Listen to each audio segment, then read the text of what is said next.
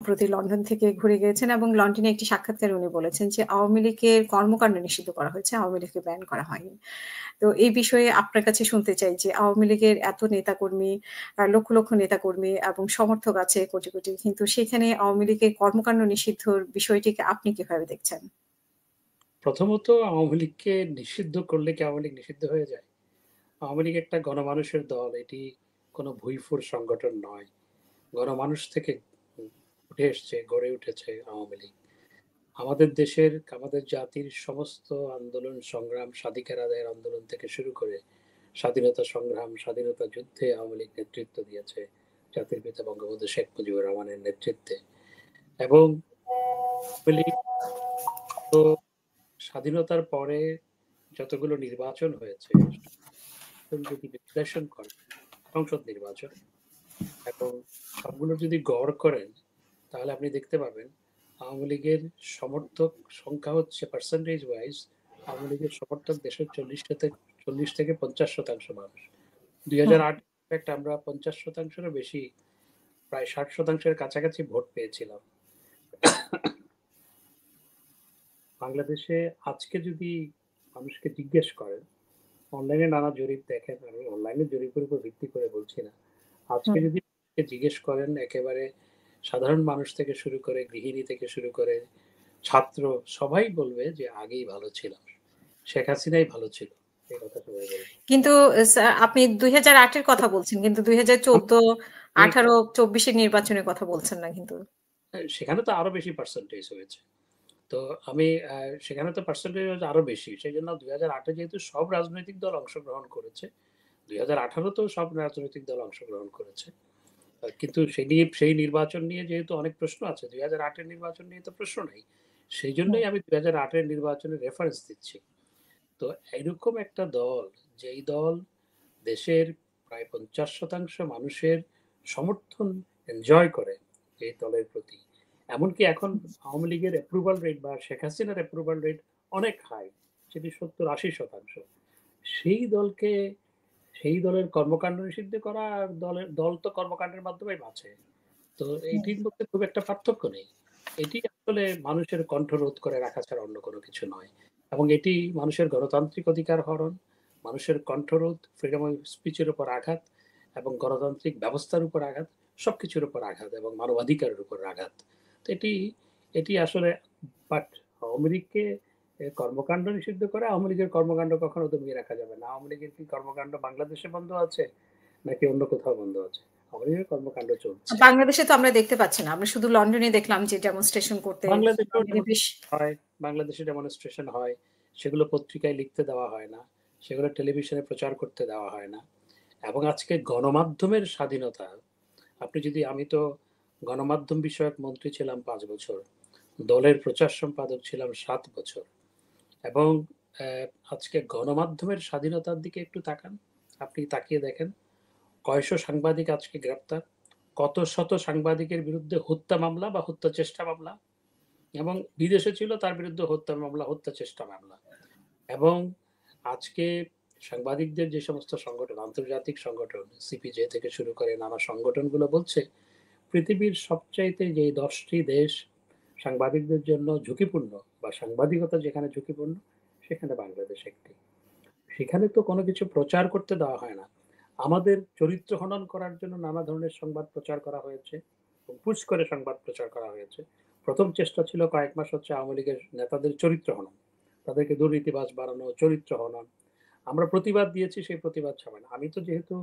আমি তো দলের প্রচার সম্পাদক, গণমাধ্যম তথ্য সম্প্রচার মন্ত্রী থাকার কারণে সাংবাদিকদের সাথে ব্যাপক আমার সম্পর্ক আছে। এবং সেটি শুধু সেই কারণে নয়, আমি দীর্ঘদিন ধরে, আমি যখন ছাত্রলীগের একেবারে কলেজের শাখার সাধারণ সম্পাদক, তখন থেকে আমি প্রেস রিলিজ লিখি এবং গণমাধ্যমে দিয়ে আসতাম। তখন তো ফ্যাক্স ছিল না, তখন ইমেল ছিল না, তখন গিয়ে গিয়ে দিয়ে আসতে হতো। সংবাদকর্মীর মতো কাজ করেছে। সুতরাং আমার সাথে দীর্ঘ 40, 45, 46 বছরের একটা সম্পর্ক আছে গণমাধ্যমের সাথে। তো তারা কিন্তু গণমাধ্যমের কথা যদি আসে তাহলে তো বলে যে 15 বছরে অনেকেই কথা বলতে পারেনি, যারা এখন কথা বলতে পারছে, আবার অনেকে এখন কথা বলতে পারছে না, মানে স্বাধীনভাবে নিউজ প্রকাশ করতে পারছে না, সেরকমও তো। তো তাদের বক্তব্য হচ্ছে যখন আমরা রিজয়েন্ডার দিয়েছি তা তখন বলল যে আমাদের রিজয়েন্ডার ছাপাতে নিষেধ আছে, পারবো না। আমাদের সময় কেমন ঘটেছে, রিজয়েন্ডার দিলে রিজয়েন্ডার পত্রিকা ছাপায় নাই বা সরকার থেকে নিষেধ করা হয়েছে। আমি আমি যখন তথ্য সম্প্রচার মন্ত্রী ছিলাম তখন আমার বিরুদ্ধে পত্রিকা নিউজ করতো, টেলিভিশনেও নিউজ হয়েছে। এখন তথ্য সম্প্রচার মন্ত্রী বা কোনো মন্ত্রীর বিরুদ্ধে, উপদেষ্টার বিরুদ্ধে নিউজ, উপদেষ্টাকে প্রশ্ন করেছে, সেই জন্য সাংবাদিকের চাকরি চলে গেছে। এটি বাংলাদেশের ইতিহাসে কখনো ঘটেছে কি?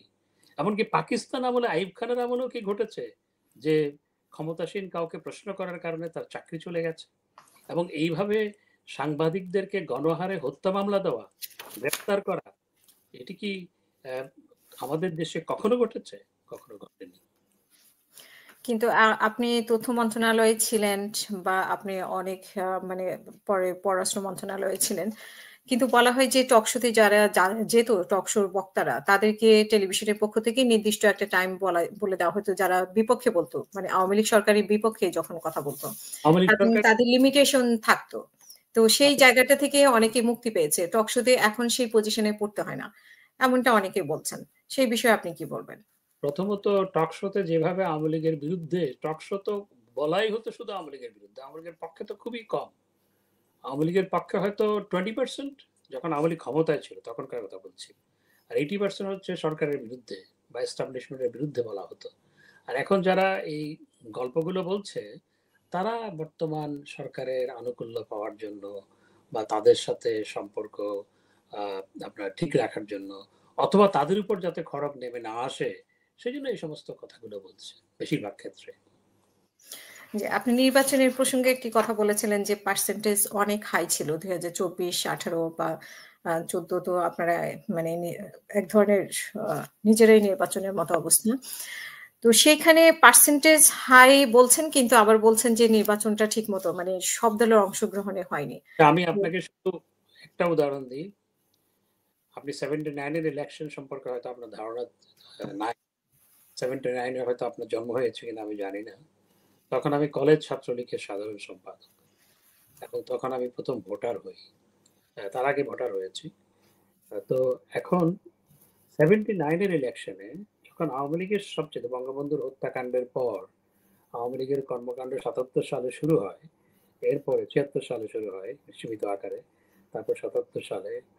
তো তখন আওয়ামী লীগের সবচেয়ে নাজুক অবস্থা, সেই হুম, নাজুক অবস্থার মধ্যেও আওয়ামী লীগ ভোটের পার্সেন্টেজে প্রায় 35% ভোট পেয়েছিল এই দল।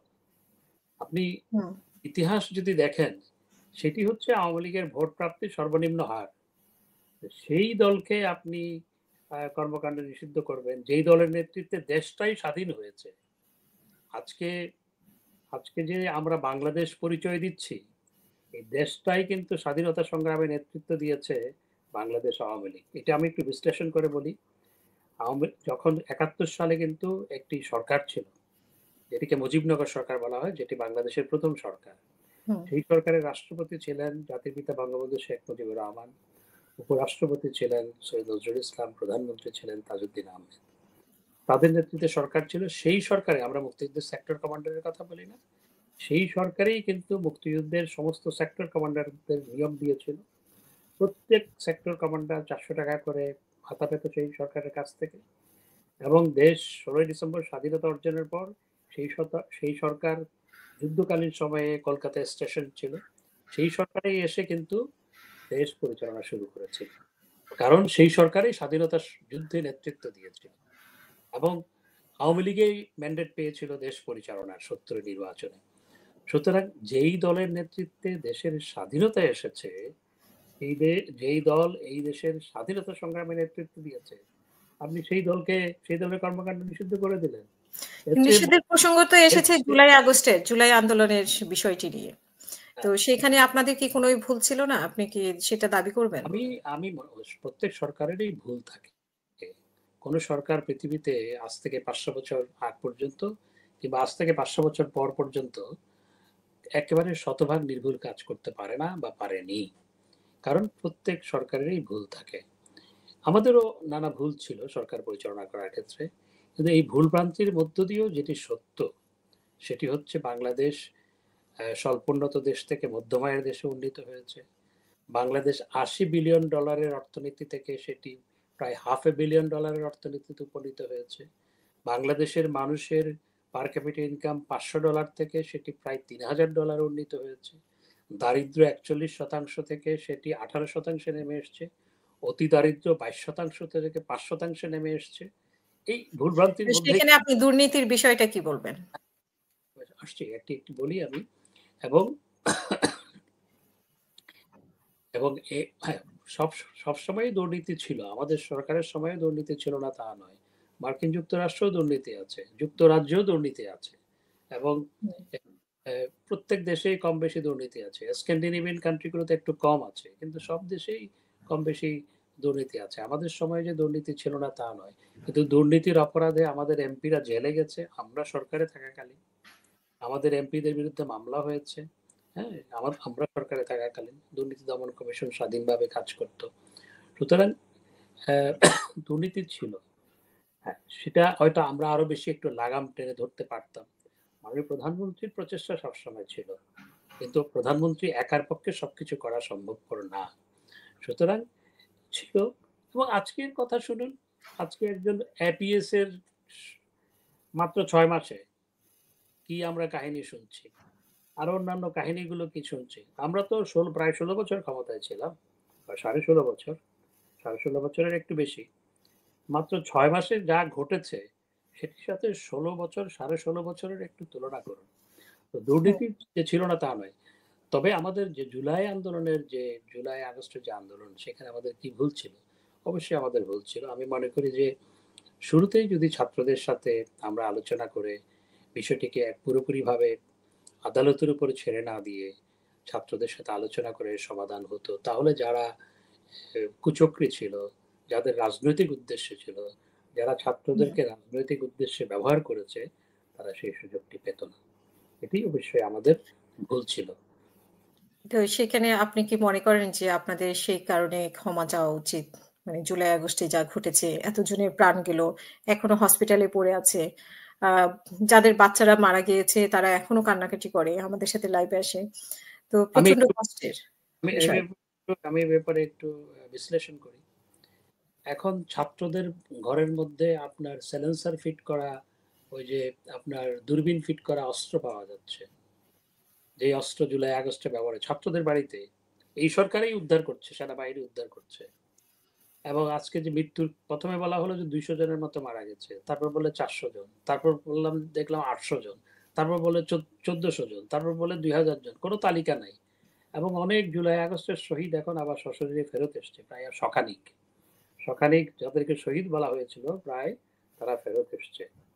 এবং আপনি সামাজিক যোগাযোগ মাধ্যমে অনেক ভিডিও দেখবেন, যে ভিডিওতে তারা বলছে যে এমনকি কেন আজকে উপদেষ্টাদের মধ্যেও কেউ কেউ স্বীকার করেছে যে তখন একটি চক্রান্ত হয়েছে এবং এই সরকার হটানোর জন্য এই ঘটনাগুলো ঘটানো হয়েছে। উপদেষ্টাদের মধ্যে দু একজন হুম, বলেছে। এবং স্বরাষ্ট্র উপদেষ্টা আপনার ব্রিগেডিয়ার সাখাওয়াত সাহেব, তিনি বলেছিলেন, তিনি যখন স্বরাষ্ট্র উপদেষ্টা ছিলেন, যে এই যে মানুষ যে মারা গেছে যেগুলিতে, সেইগুলি তো পুলিশের হাতে নেই, এইগুলি কোত্থেকে আসলো? এটি বলার 2 দিনের বা 3 দিনের মাথায় তাকে সরিয়ে দেওয়া হলো। তা আসলে হুম, ঘটনাগুলো কে ঘটিয়েছে? এবং জামাতের আমির সাহেব বলেছেন যে বিএনপির সাথে বাহাসের সময় যে আমি কিন্তু সব ফাঁস করে দিব। তো হুম, এই যে ঘটনাগুলো ঘটেছে বা এই হত্যাকাণ্ডগুলো ঘটেছে, এবং আরেকজন সমন্বয়ক স্বীকার করেছে, আমরা যদি মেট্রো রেল না পোড়াতাম, আমরা যদি পুলিশের উপর হামলা না চালাতাম, আমরা যদি পুলিশ স্টেশন না পোড়াতাম, আমরা যদি বিটিভি না পোড়াতাম, তাহলে তো সরকারের পতন হতো না। এগুলো তো তারা নিজেরাই স্বীকার করছে। তো জুলাই আগস্টে এবং মাননীয় প্রধান উপদেষ্টা, হুম। ডিউ রেসপেক্ট, তার প্রতি ডিউ রেসপেক্ট রেখে আমি বলতে চাই, তিনি আমেরিকায় গিয়ে বলেছেন মেটিকুলাস ডিজাইনের মাধ্যমে এগুলো করা। তো আসলে দায়টা কার? It's a big million dollar question. সুতরাং হ্যাঁ, এখানে হ্যাঁ, সরকারের দায়, অবশ্যই সরকারের দায় আছে। সেটা হচ্ছে যখন এই মেট্রো রেল পোড়ানো হচ্ছে, আপনি কতগুলো পুলিশ মারা গেছে। আপনি তো নারী, একজন নারী পুলিশ, সে প্রেগনেন্ট, সে প্রাণ ভিক্ষা চেয়েছে, প্রাণ ভিক্ষা চেয়েছে যে আমার পেটে বাচ্চা, আমাকে মেরো না। তাকে মেরে ফেলা হয়েছে। পুলিশকে ধরে নিয়ে পিটিয়ে মেরে ঝুলিয়ে রাখা হয়েছে লাশ। আমাদের নেতাকর্মীদের আপনার অনেককেই পিটিয়ে ঝুলিয়ে রাখা হয়েছে রংপুরে, গাজীপুরে, বিভিন্ন জায়গায় পিটিয়ে। আজ বাংলাদেশের যে কোনো সভ্য সমাজে কোনো একটি কুকুরকেও যদি কেউ পিটিয়ে মারে, মানুষ কিন্তু প্রতিবাদ করে। এবং বাংলাদেশে জুলাই আগস্টে আমাদের নেতাকর্মীদের এবং পুলিশকে পিটিয়ে মেরে লাশ ঝুলিয়ে রাখা হয়েছে। এই যে বিভৎসতা, এটা তো আমরা আফগানিস্তানে দেখেছি। কারা এই ঘটনাগুলো ঘটিয়েছে এবং কারা মেটিকুলাস ডিজাইন করেছে, আজকে তো আস্তে আস্তে কথাগুলো ফাঁস হচ্ছে। আমাদের ব্যর্থতা হচ্ছে, আমাদের ব্যর্থতা হচ্ছে আমরা সেই ষড়যন্ত্র শনাক্ত করতে পারিনি, আমরা সেই ষড়যন্ত্রকে মোকাবেলা করতে পারিনি, এবং সময় মতো আমরা ছাত্রদের সাথে বসে জিনিসটা সমাধান করতে পারিনি। আর এখানে আমার একটি প্রশ্ন, যে যেখানে সরকার কোটা বাতিল করেছিল, সেখানে হাইকোর্টের একটা বেঞ্চ কেন স্বপ্রণোদিত হয়ে আপনার একটা আপিলের প্রেক্ষিতে, অবশ্য একটি পিটিশনের প্রেক্ষিতে করেছে, তো কেন তারা এই কোটা পদ্ধতি বাতিলের রায় দিল? আমার তো মনে হয় ষড়যন্ত্রের সাথে তারাও যুক্ত ছিল, যে এই ধরনের আনরেস্ট করার জন্য তারাও যুক্ত ছিল। আপনি যে কথাগুলো বলেছেন যে আপনি যেটা দেখেছেন বা শুনছেন, এখন শুনছেন জুলাইয়ের আন্দোলনকে নিয়ে ঘিরে, কিন্তু আমরা তো এটাও দেখেছি স্বরাষ্ট্র মন্ত্রীকে বলতে একজন পুলিশ কর্মকর্তা বলছেন যে একটা মারলে একটা যায়, বাকিটা যায় না। তো উনি তো এটা শুনছিলেন, এই চিত্র তো আমরা দেখেছি। তো সেটা কি বর্ণনা দেবেন? দেখুন, পুলিশ যখন আক্রান্ত হয়েছে, আপনি যখন আক্রান্ত হন, তখন আপনার কিন্তু সেলফ ডিফেন্সের অধিকার আছে আইন অনুযায়ী, বাংলাদেশের আইন অনুযায়ী, ইউকের আইন অনুযায়ী, যে কোনো দেশের আইন অনুযায়ী। আপনাকে কেউ যদি মারতে আসে, আপনি আত্মরক্ষার্থে আপনি কিন্তু প্রতিপক্ষকে আক্রমণ করতে পারেন। পুলিশ সেই ক্ষেত্রে যখন আক্রান্ত হয়েছে, যখন রাষ্ট্র আক্রান্ত হয়েছে, রাষ্ট্রীয় সম্পত্তি আক্রান্ত হয়েছে, পুলিশ নিজে আক্রান্ত হয়েছে, তখন পুলিশকে ব্যবস্থা গ্রহণ করতে হয়েছে। তখন কি পুলিশ মানে গুলি চালানোর জন্য অনুমতি দেওয়া হয়েছে এবং সে একটা গুলি করলে যতদূর জানি মাননীয় প্রধানমন্ত্রী সবসময় গুলি চালানোর বিপক্ষে ছিল, আমি জেনে বলছি, সবসময় এই বল প্রয়োগের বিপক্ষে। কিন্তু 5ই আগস্টে তো আমরা জানি যে সেনাপ্রধান রাজি হয়নি দেখেই ওনাকেও রিকোয়েস্ট করা হয়েছিল। এগুলো গল্প, এগুলো আপনি কোত্থেকে শুনেছেন? সেনাপ্রধান আপনাকে বলেছে না কে বলেছে? এই যে গল্পগুলো ছড়িয়ে দেওয়া হয়, তো মাননীয় প্রধানমন্ত্রী তো চাইলে ক্ষমতায় থাকতে পারতো, আরো বল প্রয়োগ করে ক্ষমতায় থাকতে পারতো। তিনি যদি ডাক দিত আওয়ামী লীগের সমস্ত নেতা কর্মীদের, তোমরা ঢাকায় আসো, গণভবনের চারপাশে আসো, আসতো না? অবশ্যই আসতো। মাননীয় প্রধানমন্ত্রী আমাকে নিজে বলেছেন যে আমি এই ধরনের রক্তপাতের মধ্যে ক্ষমতায় থাকতে চাই না, আমাকে নিজে বলেছেন। সুতরাং তিনি যদি চাইতেন, তিনি কিন্তু আরো বল প্রয়োগ করে ক্ষমতায় থাকতে পারতেন। তিনি চান নাই দেশে এই হানাহানি অব্যাহত থাকুক, সেজন্যই তিনি ক্ষমতা ত্যাগ করার সিদ্ধান্ত গ্রহণ করেছিলেন, যদিও তিনি আনুষ্ঠানিকভাবে পদত্যাগ করেন নাই। পদত্যাগ করেননি বলতে যেটা আমরা মাঝখানে শুনেছি যে পদত্যাগ পত্র নেই বা সাইন করেননি, সেই বিষয়টি কি আপনি বলছেন নাকি উনি? না, তিনি যে পদত্যাগ করেছেন সেটি অর্থাৎ অডিও অর লিখিত কোনো কিছু তো নাই। এটা তো মাননীয় মহামান্য রাষ্ট্রপতিও বলেছেন যে তার কাছে কোনো লিখিত ডকুমেন্ট নেই। আপনার কি মনে হয় যে আগামী নির্বাচনের কথা বলা হচ্ছে, আলোচনা হচ্ছে যে ফেব্রুয়ারিতে নির্বাচন হবে, এই নির্বাচনে আওয়ামী লীগের কোনো সুযোগ আছে কিনা? যদিও এখানে বলা হচ্ছে যে বিচার এবং সংস্কারের কথাটা উল্লেখ আছে, তো বিচার শেষ না হওয়া পর্যন্ত আওয়ামী লীগের কর্মকাণ্ড নিষিদ্ধ। সেই প্রেক্ষাপটে নির্বাচনের বিষয়ে আওয়ামী লীগের কি ভাবছেন বা কি? আমাদের প্রধান উপদেষ্টাও কয়েকদিন আগে বলেছিলেন যে আওয়ামী লীগকে সিদ্ধান্ত নিতে হবে তারা নির্বাচনে আসবে কি আসবে না। তো সমস্ত প্রেক্ষাপট মিলে আপনি কি বলবেন নির্বাচনের বিষয়ে, আগামী নির্বাচনে? দেখুন, প্রথমত ফেব্রুয়ারিতে নির্বাচন করার ঘোষণা এখনো সরকার দেয়নি, কিন্তু সরকার এখনো পর্যন্ত সরকারের পক্ষ থেকে যে ঘোষণা আছে সেটা হচ্ছে এপ্রিলের প্রথমার্ধে নির্বাচন হবে। এবং এখানে বিএনপির ভারপ্রাপ্ত মহাসচিবের সাথে লন্ডনে বিএনপির ভারপ্রাপ্ত চেয়ারম্যানের সাথে বৈঠক করে যেটি বলা হয়েছে, যদি এই হয় তাহলে ফেব্রুয়ারির প্রথমার্ধে নির্বাচন হতে পারে, ঠিক কথা বলেছে। সেটি বলে যাওয়ার পর কিন্তু এখনো পর্যন্ত সরকারের পক্ষ থেকে সেটি সপক্ষে কোনো কিছু বলা হয়নি। সুতরাং আমি প্রচন্ডভাবে সন্দিহান আসলে ফেব্রুয়ারিতে কোনো নির্বাচন আদৌ হতে যাচ্ছে কিনা। এটি একটি প্রথম। সেখানে যৌথ বিবৃতিতে যেটা বলা হয়েছে, যৌথ বিবৃতিতে বলা হয়েছে যে বিচার যদি হয় এই সংস্কার যদি হয় এবং সবকিছু অনুকূলে থাকে, আরো precondition, there are many conditions, and hmm, এই কন্ডিশনগুলো যদি ফুলফিল হয়, তাহলে ফেব্রুয়ারির প্রথমার্ধে নির্বাচন করা যেতে পারে। হবে এটা বলা হয়নি, করা যেতে পারে। হুম, হুম। কিন্তু সেই ঘোষণা দেওয়ার পর তারপর কিন্তু গিয়ে এখনো পর্যন্ত সরকারের পক্ষ থেকে কিছুই বলা হয়নি। তো আমি মনে করি যে সরকারের আসলে সেই সময় নির্বাচন দেওয়ার কতটুকু ইচ্ছা আছে, that is a big question প্রথমত। আর বিএনপি যেটি সন্দেহ করছে সেটা এপ্রিল মাস হচ্ছে নির্বাচনের জন্য কখনো উপযোগী সময় নয়। তো হুম, কেন এপ্রিল মাসকে বেছে নেওয়া হলো? 28শে এপ্রিল ঘূর্ণিঝড় হয়েছিল, আপনার মনে আছে, 91 সালে হুম, হুম, হুম। একাত্তর। মনে আছে। এরকম পরিস্থিতি আমি থাকে। হুম, শেষ করে নিই, আপনার প্রশ্নের উত্তর কিন্তু আমি দেইনি এখনো। তো সরি, না ইটস ওকে। কারণে একটু এখন আহ, এবং এই নির্বাচন, যে নির্বাচনে যদি নির্বাচন হয়, আওয়ামী লীগকে বাদ দিয়ে কোনো নির্বাচন হলে সেটিতে কখনো গ্রহণযোগ্য হবে না। যেই দলের পক্ষে প্রায় 50% মানুষ, যেই দলকে কোটি কোটি মানুষ যে দলকে সমর্থন করে, যেই দল দেশের স্বাধীনতা সংগ্রামে নেতৃত্ব দিয়েছে, সেটিকে বাদ দিয়ে যদি কোনো নির্বাচন হয়, সে নির্বাচন প্রথমত জাতীয় এবং আন্তর্জাতিকভাবে গ্রহণযোগ্য হবে না। দ্বিতীয়ত, সেই নির্বাচনের মাধ্যমে কোনো সরকার গঠিত হলো, সেটির স্থিতিশীলতা নিয়ে সবসময় প্রশ্ন থাকবে, দেশের স্থিতিশীলতা নিয়ে সবসময় প্রশ্ন থাকবে। সুতরাং আহ, তবে আজকের প্রেক্ষাপটে আওয়ামী লীগকে তো নির্বাচনে অংশগ্রহণ করার কোনো সুযোগ নেই। আর আওয়ামী লীগের প্রতি যে পরিমাণ হোস্টাইল আচরণ, প্রথমত আওয়ামী লীগের কর্মকাণ্ড নিষিদ্ধ করা হয়েছে। আর আওয়ামী লীগকে যদি হাত পা বেঁধে বলা হয় পুকুরে ঝাঁপ দাও, তাহলে তো আওয়ামী লীগ সেই ক্ষেত্রে পুকুরে ঝাঁপ দিতে পারে না, সেটিও মাথায় রাখতে হবে। সুতরাং আমি মনে করি যে দেশে নির্বাচন হলে সব দলের অংশগ্রহণে একটি গ্রহণযোগ্য নির্বাচন হওয়া প্রয়োজন। আর সেটি করতে হলে পরে আজকের যে এই প্রশাসন, সে সবার জন্য সমান আচরণ করেন। আজকে দেশ যে প্রশাসন চালাচ্ছে, সেই প্রশাসনকে এখন সবাই সন্দেহের চোখে দেখছে। বিএনপি সন্দেহের চোখে দেখছে, আওয়ামী লীগের প্রতি তো তারা প্রচন্ড হোস্টাইল, আওয়ামী লীগকে তো তারা প্রতিপক্ষ ভাবছে বা আওয়ামী লীগের কর্মকাণ্ড নিষিদ্ধ করেছে। বিএনপি তাদেরকে বিশ্বাস করে না, এখন হুম। এনসিপিও মধ্যে বিশ্বাস করে না, আবার জামাতও প্রশ্ন রাখে, এবং সবার আজকে সন্দেহের তীর তাদের দিকে। সুতরাং এই পরিস্থিতিতে এই সরকারের পক্ষে আদৌ নির্বাচন করা বা গ্রহণযোগ্য একটি নির্বাচন করা তো কোনোভাবেই সম্ভবপর নয়। আদৌ নির্বাচন করা কতটুকু সম্ভব সেটি আমি জানি। জাতিসংঘের আবাসিক প্রতিনিধি উনি যেটা বলেছেন অংশগ্রহণমূলক বলতে উনারা বোঝাচ্ছেন যে জনগণের অংশগ্রহণ। মানে সব দলের অংশগ্রহণ না।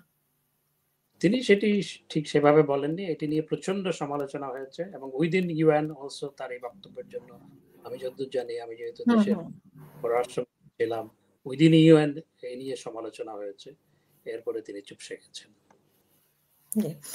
আরেকটি বিষয় যেটা নিয়ে আওয়ামী লীগের নিষিদ্ধ নিয়ে প্রশ্ন উঠেছিল বা একটা আন্দোলন হয়েছিল। সেখানে আব্দুল হামিদের চলে যাওয়া। কিন্তু এই নিয়ে আব্দুল হামিদ চলে গিয়েছেন এটা নিয়ে প্রচন্ড ক্ষোভ প্রকাশ হলো বিভিন্ন মহল থেকে। আবার উনি এ এ এবং ওই সূত্র ধরেই কিন্তু আন্দোলনটা হয়েছিল এবং আওয়ামী লীগের কর্মকাণ্ড নিষিদ্ধ করা হয়েছে। আবার কিন্তু আব্দুল হামিদ চলে আসলেন। তো এই বিষয়টাকে আপনি কিভাবে দেখছেন? জনাব আব্দুল হামিদ সাহেব, মহামান্য প্রাক্তন রাষ্ট্রপতি, তিনি কিন্তু চলে যাওয়ার জন্য যাননি। তিনি হাসপাতালে চিকিৎসাধীন ছিলেন। তিনি চিকিৎসা নেওয়ার জন্য ডাক্তারদের পরামর্শে তিনি চিকিৎসা নিতেই গিয়েছিলেন। তিনি পালিয়ে যাওয়ার জন্য যাননি। পালিয়ে যাওয়ার জন্য গেলে উনি এয়ারপোর্ট দিয়ে যেতেন না। এবং কারণ আব্দুল হামিদ সাহেবকে লুকিয়ে এয়ারপোর্ট দিয়ে নেওয়ার কোনো সুযোগ নাই। তো সুতরাং উনি কিন্তু চিকিৎসার জন্যই যাচ্ছিলেন। কিন্তু সেটি নিয়ে যেভাবে একজন সাংবাদিক প্রশ্ন করার পর, আমার প্রশ্ন হচ্ছে, যারা যে সমস্ত সাংবাদিক এ নিয়ে আপনার পত্রপত্রিকায় লিখেছেন, তারা সেভাবে লিখলেন কেন? আর দ্বিতীয়ত, এই সাংবাদিকদের প্রশ্ন এবং লেখালেখির প্রেক্ষিতে স্বরাষ্ট্র উপদেষ্টা যেভাবে রিয়াকশন দিলেন, এটি তো অনভিপ্রেত। এখন আব্দুল হামিদ সাহেব প্রমাণ করেছেন যে তিনি আসলে পালিয়ে যাওয়ার জন্য যাননি, তিনি চিকিৎসার জন্য গিয়েছিলেন এবং তিনি চিকিৎসা শেষ করে দেশে চলে এসেছেন। তো এই ধরনের আসলে কোন একটা হুজুগ তুলে দেওয়া এবং একজন মানুষ, ইনোসেন্ট মানুষকে প্রশ্নবিদ্ধ করা, এগুলো সমীচীন নয়। যেগুলো দেশে আজকে হচ্ছে, এটি আসলে আমাদের দেশের জন্য কখনো কাম্য নয়, আমাদের সমাজের জন্য কখনো কাম্য নয়। নিশ্চয়ই আপনিও মনে করেন যে আজকে যে প্রতিটি মানুষ অস্বস্তির মধ্যে আছে, যন্ত্রণার মধ্যে আছে, অনিশ্চয়তার মধ্যে আছে, যেটি আমাদের দেশের জন্য সমাজের সত্যি পালিয়ে যাওয়ার প্রসঙ্গে যেহেতু এসেছে আপনার কাছে একটু প্রশ্ন করতে চাই যে আসলে পালিয়েও অনেকে গিয়েছেন। কেউ সীমান্ত দিয়ে গিয়েছেন, কেউ প্লেনে গিয়েছেন। তো সেই প্রসঙ্গে মানে অনেক কড়াকড়ির মধ্যে যারা এয়ারপোর্ট দিয়ে পালিয়ে গিয়েছেন, কিভাবে গেছেন? তার মধ্যে আপনিও একজন যে পালিয়ে না, আপনি চলে গেছেন দেশের বাইরে। আ তো সেটা আসলে কিভাবে সম্ভব হয়েছে? আমি কখনো এয়ারপোর্ট যাইনি। এই গল্পগুলো কিছু, কিছু সাংবাদিক সাজিয়েছিল। আমি ঘটনাটা বলি। আমি আমার ওয়াইফের সাথে ফোনে কথা বলেছি। কথা বলার ৫ মিনিটের মধ্যে সে টেলিভিশনে দেখছে আমাকে এয়ারপোর্টে গ্রেফতার করেছে। হুম, সে আমাকে ফের ফোন করল। বলল যে, "তোমাকে নাকি এয়ারপোর্টে গ্রেফতার করেছে। তুমি আসলে ভালো আছো?" আমি বললাম, "আমি তো এয়ারপোর্টেই যাইনি।" আমি তো টেলিভিশন দেখছি না তখন। আমার ওখানে টেলিভিশন ছিল না। আমি যেখানে ছিলাম। তো হুম, বলল যে, "তুমি কি আসলে কি ভালো আছো?" আমি এয়ারপোর্টে যাইনি। আমাকে গ্রেফতার করার প্রশ্ন আসবে কেন? এই যে কতগুলো আগের ফুটেজ দিয়ে এরকম একটা নিউজ করা, এই অর্বাচীনের মতো যে সমস্ত সাংবাদিক এগুলো করেছে, আজ পর্যন্ত আমাকে জবাব দিতে হয় এগুলোর। আর আমি অত বোকা নয় যে আমি সেই পরিস্থিতিতে আপনার এয়ারপোর্টে যাব। যেখানে আমার ফোনেই আমি বন্ধ রেখেছিলাম। আমার সমস্ত ফোনগুলোই বন্ধ ছিল। এমনকি ফোন সেট আমার সাথে ছিল না। আমার যে রেগুলার ফোন সেট সেগুলো আমার কাছে ছিল না। কারণ ফোন সেটের মাধ্যমে ফোন বন্ধ থাকলেও ফোন সেটের মাধ্যমেও আপনি কোথায় আছেন সেটা ট্র্যাক করতে পারে। হুম, সেজন্য এমনকি আমার ফোন সেটও আমার সাথে ছিল না। বলছে যেখানে আমি আমার ফোন সেট আমার সাথে রাখিনি সেখানে আমি এয়ারপোর্ট কি জন্য যাব? এই যে গল্পগুলো বানানো, একেকটা গল্প আমাদের বিরুদ্ধে নানা গল্প সাজিয়ে পত্র-পত্রিকায় যেভাবে আমাদের চরিত্র হনন করা হয়েছে, আমি আম আ একটু নিশ্চয়ই পরিস্থিতির পরিবর্তন হবে। এগুলোর তো আমি যদিওবা প্রত্যেকটিরই জবাব দিয়েছি। কিন্তু এইভাবে একজন রাজনীতিবিদের আপনার চরিত্র হনন হচ্ছে রাজনীতিবিদকে হত্যা করা। এবং যেভাবে এগুলো করা হয়েছে শুধু আমার বিরুদ্ধে নয়, অনেকের বিরুদ্ধেই বেশিরভাগের ক্ষেত্রেই করা হচ্ছে, এটি আসলে সমীচীন নয়। এবং এই ক্ষেত্রে কিছু সাংবাদিক বাধ্য হয়ে এগুলো লিখতে বাধ্য হচ্ছেন। আবার কেউ এগুলোকে আপনার গড্ডালিকা প্রবাহে গা ভাসিয়ে দিয়েও সেগুলো করছেন। এটি সমীচীন নয়। এবং আপনাকে আপনার যে এয়ারপোর্টে যাওয়া সেটি বাংলাদেশের শীর্ষ আপনার টেলিভিশন চ্যানেলগুলো দেখিয়েছে। আমি পরে শুনেছি। আমি হুম, হুম, এখনো হুম। করতে হয়। জুনায়েদ আহমেদ পলক এবং আপনি একসাথে মানে উনি জুনায়েদ পরে আহমেদ অ্যারেস্ট হয়েছেন, আপনি হন নাই। এরকম ব্যাপারটা এসেছিল। আমি কখনো ওখানে যাইনি। These are all মানে ৫ই fake আগস্টের পরে আপনি দেশেই ছিলেন, না ৫ই দেশের আগস্ট বাইরে? সপ্তাহ দেশে ছিলাম। ১ সপ্তাহ দেশে ছিলেন। কয়েক সপ্তাহ। কয়েক সপ্তাহ। আচ্ছা। তার মানে কি আপনি সেপ্টেম্বরে এসে বাইরে সেপ্টেম্বরে বা অক্টোবরের দিকে আমি প্রায় মাসখানেক পরে দেশে এসেছি। দেশের বাইরে গেছেন। আচ্ছা, চরিত্র হনন মানে রাজনীতিকদের চরিত্র হনন এভাবে করা হয়, যেটা আপনি বলছিলেন। আপনি আপনার নিজস্ব বক্তব্যে অনেক ক্ষেত্রেই বলেছিলেন যে তারেক রহমান পলাতক। তারপরে খালেদা জিয়াকে নিয়েও বিভিন্ন কথা বলতেন। তো সেটাকে আপনি কিভাবে মানে আ বলবেন? দেখুন এখন আমাদের আপনি নিজেও তো দেশের বাইরে আছেন। দেখুন আমাদের একটা পার্টি লাইন আপ ছিল। আমি যেহেতু প্রচার সম্পাদক ছিলাম এবং আমি যেহেতু তথ্য সম্প্রচার মন্ত্রী ছিলাম, আমি পার্টির বিকল্প মুখপাত্র হিসেবে কাজ করতাম। আমাকে তো পার্টি লাইন আপে কথা বলতে হতো। শুধু আমি এইটুকু বললাম যে পার্টি লাইন আপে আমাকে কথা বলতে হবে। পার্টির একটা লাইন আপ থাকে কি বলতে হবে, হ্যাঁ? এবং কখন কোনটা বলতে হবে সেটা একটি লাইন আপ থাকে, একটি ইনস্ট্রাকশন থাকে। সুতরাং আমাকে সেই লাইনে সবসময় এখনো মির্জা ফখরুল ইসলাম আলমগীর সাহেবকেও পার্টি লাইন আপের বাইরেতে গিয়ে উনি কিছু বলতে পারেন না। আর অন্যরা যারা কথা বলেন বিএনপির পক্ষে, তারাও তো পার্টি লাইন আপের বাইরে গিয়ে কোনো কিছু বলতে পারেন না। তাদেরকে বলতে হয়। আপনার কি মনে হয় যে আসলে এগুলো রাজনৈতিক যে কালচারটা চলছে এটা একটা ভুল? মানে এভাবে আমি বলা যে রাজ নিজেদেরও তো সেরকম পরিস্থিতি হয়। আমি মনে করি যে দেশে একটা আমাদের যে রাজনৈতিক কালচার এটির পরিবর্তন হওয়া দরকার। এবং হুম, এখন যে রাজনৈতিক কালচার, আপনি আওয়ামী লীগ করলে বিএনপির বিয়ে অনুষ্ঠান, মেজবান অনুষ্ঠানে যেতে পারবেন না। আপনি আওয়ামী লীগ করলে বা বিএনপি করলে আপনি আওয়ামী লীগের সাথে মিশতে পারবেন না। এটি তো হওয়া অনুচিত। হুম। আমরা সবাই রাজনীতি করব, একে অপরের বিরুদ্ধে কথা বলব, একে অপরের বিরুদ্ধে যুক্তিতর্ক দিয়ে কথা বলব। দিন শেষে আমরা সামাজিক জীব, আমরা সমাজবদ্ধ হয়ে থাকব। এটিই হওয়া উচিত। হুম। এই যে আপনার কি মনে হয় যে এরকম মানে তারেক রহমান, খালেদা জিয়া সম্পর্কে আপনার অতিরিক্ত বলা হয়ে গেছিল যেগুলো এখন আ দেখুন এই প্রসঙ্গে এখন যেতে চাই না। আ আমি যেটা মনে করি যে আমাদের এমন ভাবে দেশের রাজনীতিটা হওয়া প্রয়োজন, সেটি হচ্ছে আমরা একে অপরের সমালোচনা করব, কিন্তু দিন শেষে আমরা একে অপরের সাথে আমাদের উঠা বসা থাকবে, চা খাবো। এটি হওয়া উচিত। এটি ছিল আগে রাজনীতিতে। যেটি রাজনীতি থেকে হুম। হারিয়ে, সেটি আমি মনে করি যে আবার রাজনীতিতে ফিরিয়ে আনা প্রয়োজন। আ আপনাকে একটা বিয়ের অনুষ্ঠানে দেখা গেছে। কিন্তু সেই অনুষ্ঠান দেখে নেতাকর্মী যেহেতু আওয়ামী লীগের নেতাকর্মীরা আমাদের মানে অতিথি হয়ে আসতেন সবসময়। তাদের সাথে আমাদের একটা কানেকশন আমি যদিও এটা অনেকেই ভালোভাবে নেয় না এখন আর। তারপরেও আমাদের সাথে কানেকশন আছে। তো তারা একটা ক্ষোভ প্রকাশ করেছে। তো সেই ক্ষোভটাকে আপনি কিভাবে যে তারা মনে করে যে আপনারা অনেক ভালো আছেন দেশের বাইরে। আনন্দ ফুর্তি করছেন। কিন্তু তারা কষ্ট আছে, তারা খেতে পাচ্ছে না, তারা চলাফেরা করতে পারছে না। তারা মামলা যারা খেয়েছে তারা মামলা সামলাতে পারছে না। এরকম অনেক দুরবস্থা। তো সেই অবস্থাটাকে আপনি কিভাবে বর্ণনা করবেন? আমাদের নেতাকর্মীরা অবশ্যই অবর্ণনীয় দুর্দশার মধ্যে আছে। আমরা নেতাকর্মীদের নিয়মিত খোঁজখবর নেই। আর খোঁজখবর নেওয়াটা তো সবাইকে বলে বা টেলিভিশনে বিজ্ঞাপন দিয়ে বা পত্রিকায় বা সামাজিক যোগাযোগ মাধ্যমে প্রচার করে তো খোঁজখবর নিতে হয় না। খোঁজখবর আমরা হুম, সবসময় নিয়েছি। আমাদের কাছে আমার পরিবারের চেয়েও আমাদের নেতাকর্মীরা হচ্ছে আমাদের মূল পরিবার। আমরা যারা রাজনীতি করি, আমরা যারা তৃণমূল থেকে রাজনীতি করে এসেছি, পিছনের সারির কর্মী থেকে শুরু করে তারপর আজকে রাজনীতির এই পর্যায়ে এসেছি, আমাদের কাছে দলটাই পরিবার। নিজের পরিবারের চেয়েও দলটাই হচ্ছে মুখ্য আমাদের কাছে সবসময়। এবং এটি আমার পরিবারও জানে। আমার ছেলেমেয়েরা আমাকে কখনো, তারা আজকে ২৪ বছর বয়স হয়েছে বড় বড় বড় সন্তানের। তারা আমাকে কখনো পায়নি। সুতরাং অ্যা আপনি যে বিয়ের অনুষ্ঠানের কথা বলছেন, সেটি আমাদের দলের সাধারণ সম্পাদকের ছেলের বিয়ে। হুম। ফারুক ভাই দল ছিলেন।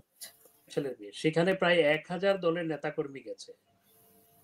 দলের হুম, ১,০০০ নেতাকর্মী গেছে। আমি ১ম এ বিয়ের অনুষ্ঠানে যেতে চাইনি। আমি বললাম যে বিয়ের অনুষ্ঠানে গেলে মানুষ ছবি তুলবে, মানুষ ছবি তুলে সেটা আপলোড করবে, নানা জনে নানা মন্তব্য করবে, আমি যেতে চাইনি। ফারুক ভাই অর্থাৎ আমাদের দলের সাধারণ সম্পাদক, তিনি আমাকে বহুবার ফোন করেছেন। শেষমেশ উনি যাওয়ার জন্য আমার জন্য লোক পাঠিয়েছেন, গাড়ি পাঠিয়েছেন। এরপর আমি ব্যারিস্টার রিজভী সহ কয়েকজনের সাথে আলাপ করলাম যে আমি তো যেতে চাইনি, কিন্তু ফারুক ভাই তো এরকম আমাকে যাওয়ার জন্য আ বলছেন। তখন বলল যে সবাই যাচ্ছে। অর্থাৎ হুম, লন্ডনে হুম, যারা আছে সবাই যাচ্ছে। এবং আমি তারপর গেছি এবং আমি মনে করি সেটি একটি দলের কর্মীদের মিলন মেলা ছিল। এবং সেখানে গিয়ে আমি যেটা দেখেছি, যারা সেখানে যায়নি তারা তো জানে না। আমি হুম, বাংলাদেশে মন্ত্রী থাকাকালীন কোন বিয়ের অনুষ্ঠানে গেলে যেভাবে দাঁড়াতে পারতাম না, ছবি তোলার জন্য যেভাবে চারপাশে ঘিরে ধরত, আমি সেখানে কয়েক ঘন্টা ছিলাম। প্রতিটা মুহূর্ত তাই ছিল। কমপক্ষে ৬০০-৭০০ মানুষ আমার সাথে ছবি তুলেছে। তো সেটি আমার দলের একটা অ্যা আ দলের সাধারণ সম্পাদকের ছেলের বিয়ের অনুষ্ঠানে গেছি। তো সেটি তো কোনো অপরাধ বলে আমি মনে করি না। এবং সেটি অনেক জোরাজুরি করার পর গেছি। সেটি তো কোনো অপরাধ নয়। তাহলে কি বিদেশে এসে আমি লুকিয়ে মুখ লুকিয়ে কেউ না দেখে মতো বসে থাকবো নাকি? আমরা তো সেটা করা উচিত না। তো তারেক রহমান কি বিয়ের অনুষ্ঠানে যায় না? তাদের সামাজিক অনুষ্ঠানে যায় না? বা বিএনপির নেতারা গত ১৫ বছর যারা বিদেশ ছিল তারা অনুষ্ঠানে যায়নি? বা সুতরাং কারো কোনো বিয়ের অনুষ্ঠানে যাওয়া সেটি কোনোভাবেই অপরাধ না। তারপরেও আমি যেতে চাইনি। আমি যখন গিয়েছি আমি দেখলাম যে সেখানে সমস্ত নেতাকর্মীরা যাচ্ছে। আমি না গেলে বরং সেটি আমার একটা অপরাধ হবে যে সমস্ত নেতারা যাচ্ছে, কর্মীরা যাচ্ছে, পার্টির সবাই যাচ্ছে। তো আমি না গেলে বরং আমার উপর একটা ব্লেম আসবে যে সবাই গেছে আমি যাইনি। এবং আমাকে এও বলা হলো যে সেখানে সব নেতা কর্মীরা, এবং সেখানে শুধুমাত্র লন্ডনের নয়, সেখানে ইউরোপের বিভিন্ন দেশ থেকে আমাদের নেতারা এসছে। ইউকের বিভিন্ন শাখা থেকে নেতারা এসছে। সবার সাথে আমরা দেখা হয়েছে, বৈঠক হয়েছে। আমাকে বলল যে, "সবার সাথে দেখা হবে, কথা বলার সুযোগ হবে। আপনি দলের ১ নম্বর জয়েন্ট সেক্রেটারি। সুতরাং আপনি না আসলে তো এটা হয় না।" সুতরাং সেজন্যই যাওয়া হয়েছে। আর হুম। যারা এগুলো লিখেছে সামাজিক যোগাযোগ মাধ্যমে, কেউ ২-১ জন উসকে দিয়েছে, তারপর ওটার সাথে গড্ডালিখা প্রবাহে এটার তো জবাব আমার মনে হয় আমাদের নেতাকর্মীরা সঠিকভাবে দিয়েছে। এবং ব্যারিস্টার নিঝুমকে দেখেছি আমি একটা সুন্দরভাবে সেটার একটা জবাব দিয়ে দেবো। সে বলেছে যে, "আমি ডক্টর হাসান ভাইকে আমি পার্সিউ করেছি নিয়ে যাওয়ার জন্য।" But it's fact. ট্রু। আমি আরেকটা নিউজ নিশ্চয়ই আপনাদের চোখে পড়েছে যে, আওয়ামী লীগের আজকে এই অবস্থার জন্য আপনাদের ৪-৫ জনকে দায়ী করা হয়। তার মধ্যে আপনি এবং জনাব ওবায়দুল কাদেরকে দায়ী করা হয় বিশেষভাবে। তো এই এই ব্যাপারে আপনার কি মতামত? পার্টির হায়ারার্কি যেহেতু যেহেতু আমরা আছি, যেহেতু কাদের ভাই জেনারেল সেক্রেটারি, আমি জয়েন্ট জেনারেল সেক্রেটারি, তারপর বা অন্যান্য যারা আছেন যে প্রেসিডেন্ট মেম্বার বা অন্যান্য যারা আছে যাদের নামে বলা হয়, এটা পার্টির হায়ারার্কির কারণে বলা হয়। অবশ্যই পার্টির বিপর্যয়ের জন্য তো আমাদের সবাইকেই আমরা আসলে, পার্টির যখন বিপর্যয় হচ্ছে, আমরা যখন বিপর্যস্ত, এটি তো যে হোল পার্টির দায়। অবশ্যই সেটা তো দায় আমাদের উপর বর্তাবে, এটা খুবই স্বাভাবিক। কিন্তু আহ, এটি আমি তো বলেছি যে আমাদের অনেক কিছু ভুল ছিল, কিন্তু যেভাবে ওই পিন পয়েন্ট করে অমুক অমুক অমুক অমুক, this is absolutely wrong and bogus. Hmm, pin point করে যেটি বলা হয়।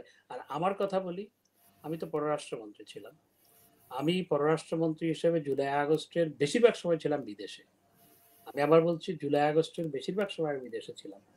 আমি লন্ডন থেকে গেছি 2 তারিখ রাত্রে ফ্লাইটে, 3 তারিখ সন্ধ্যায় আমি দেশে গিয়ে পৌঁছেছি। আমি ওই সময়টা, অর্থাৎ যখন আহ, আহ, দ্রুত পরিস্থিতি পাল্টাচ্ছিল, তখন পুরো সময়টাই কিন্তু আমি বেশিরভাগ সময় বিদেশে ছিলাম। অর্থাৎ 10 দিন বিদেশে, 4-5 দিন দেশে, রাষ্ট্রমন্ত্রী হিসেবে আমাকে আসতে হয়েছে। এবং তখনও এসছি, সেটিও এই আন্দোলনের প্রেক্ষিতে। অর্থাৎ এখানে আমার ইউকের ফরেন মিনিস্টারের সাথে আমার মিটিং ছিল, ইউরোপিয়ান ইউনিয়নের ফরেন সেক্রেটারির সাথে আমার মিটিং ছিল, তারপর দি হেগে আপনার আইসিসির চিফ প্রসিকিউটর করিম খানের সাথে আমার মিটিং ছিল। এগুলো জুলাই জুলাই আন্দোলন কেন্দ্রিক বিষয়গুলো ব্রিফ করার জন্যই আমি এসেছিলাম। এবং একই সাথে অ্যাপোস্টাইল কনভেনশন, সেটি জুলাই 31শে জুলাই আমি সাইন করেছি। আজকে বাংলাদেশের প্রতি বছর 500-700 কোটি টাকা সাশ্রয় হবে মানুষের। এবং আপনি জানেন যে বিদেশে কোনো ছাত্র আসতে হলে, বিদেশে কোনো কেউ চাকরি নিয়ে আসতে হলে, ফ্যামিলি রিউনিয়ন করতে হলে, তাহলে তাদেরকে আপনার সার্টিফিকেটগুলো বাংলাদেশে টেস্ট করার পর আবার এখানে করতে হতো। এখন থেকে কিন্তু সেটি আর করতে হবে না। এবং হুম, সেটির জন্য সাইন করার জন্য ডেট দিয়েছিল 31শে জুলাই, 30 কি 31শে জুলাই, আমার ডেটটা ঠিক মনে নেই। এবং সেটি মন্ত্রীকে বা প্রধানমন্ত্রীকে সাইন করতে হয় নিয়ম অনুযায়ী। সেই জন্য হুম, আমি এসেছিলাম। আমার দেশের আজকে আজকে যে অ্যাপোস্টাইল কনভেনশন নিয়ে এই সরকার বলছে আমরা অ্যাপোস্টাইল কনভেনশনে মেম্বার হয়েছি, তোমরা হুম, সাইন বাই। এবং মাননীয় প্রধানমন্ত্রীকে আমি জিজ্ঞেস করেছিলাম যে এই পরিস্থিতিতে আমি যাব কিনা। হুম। তখন মাননীয় প্রধানমন্ত্রী বললো যে এটা তো অত্যন্ত গুরুত্বপূর্ণ, দেশের জন্য লাভ হবে, দেশের মানুষের জন্য লাভ হবে, ইউ শুড গো। লাইক, তো ওই সময়টা, যেই সময়ে পরিস্থিতিগুলো ঘটেছে, ঘটনাগুলো ঘটেছে, তখন আমি বেশিরভাগ ক্ষেত্রে বিদেশ ছিলাম। আচ্ছা, 3 তারিখ সন্ধ্যাবেলায় আমি দেশে গেছি। না, এটা আসলে বলা হয় গত ১৫ বছরের কথাই বলা হয় যে গত ১৫ বছরে আপনাদের হস্তক্ষেপের কারণে আসলে দলের অনেক ক্ষতি হয়েছে। বিশেষ করে নমিনেশন বাণিজ্যের বিষয়টা আ সামনে এসেছে বারবারই। যে নমিনেশন বাণিজ্যের কারণে যোগ্য ব্যক্তিগুলো যোগ্য স্থানে যেতে পারে নাই। যারা যোগ্য এবং দক্ষ না তারা এমপি হয়েছে, মন্ত্রী হয়েছে, এমন কথাগুলো আসে আরকি। হয়েছে, আমি তবে নমিনেশন বোর্ডের মেম্বার না। নমিনেশন, আমাদের দলের একটা নমিনেশন বোর্ড আছে, সেই বোর্ডের আমি মেম্বার না। এবং নমিনেশনের কথা যেগুলো বলা হয়, সেগুলো তো মাননীয় প্রধানমন্ত্রী বা আওয়ামী লীগ সভাপতির সভাপতিত্বে মিটিং হয় এবং নানা রিপোর্ট দিয়ে নমিনেশন দেওয়া হয়। এরপরও যে ভুল নমিনেশন হয় নাই বা অযোগ্য ব্যক্তি নমিনেশন পায় না তা কিন্তু নয়, অবশ্যই হয়েছে। সেগুলো সেগুলো সব দলের ক্ষেত্রেই হয়। যেগুলো গণসংগঠন সেগুলো সব ক্ষেত্রে হয়, সেটি বিএনপির ক্ষেত্রে হয়, অন্যান্য দলের ক্ষেত্রে হয়। এটি কোনো ক্যাডার ভিত্তিক সংগঠন নয় যে এখানে এই ধরনের ভুল হবে না। ভুল হয়, হয়েছে। আওয়ামী বাট লীগের এখন এই বোর্ডের মেম্বার নই। আওয়ামী লীগের এখন এই পর্যায় থেকে আওয়ামী লীগ আবার কিভাবে রাজনীতিতে আসবে বা দল গোছাবে সেটা কি আদৌ সম্ভব কিনা আপনার কি মনে হয়? মাননীয় প্রধানমন্ত্রী, বাংলাদেশ আওয়ামী লীগের সভাপতি জননেত্রী শেখ হাসিনা, তিনি দল গুছাচ্ছেন। তিনি প্রত্যেকটি জেলা নয়, একেবারে উপজেলা ইউনিয়ন পর্যায়ের নেতাকর্মীদের সাথে কথা বলছেন, যোগাযোগ রাখছেন, দল গুছাচ্ছেন। তার মনোবল শক্ত আছে। মনে রাখতে হবে, তিনি বঙ্গবন্ধু শেখ মুজিবুর রহমানের কন্যা। বঙ্গবন্ধু 2বার ফাঁসির মঞ্চের কাছাকাছি গেছেন, সেখানেও কিন্তু আপোষ করেননি। শেখ হাসিনাও তাই। এবং শেখ হাসিনা অবশ্যই স্বমহিমায় দেশে ফিরে আসবেন।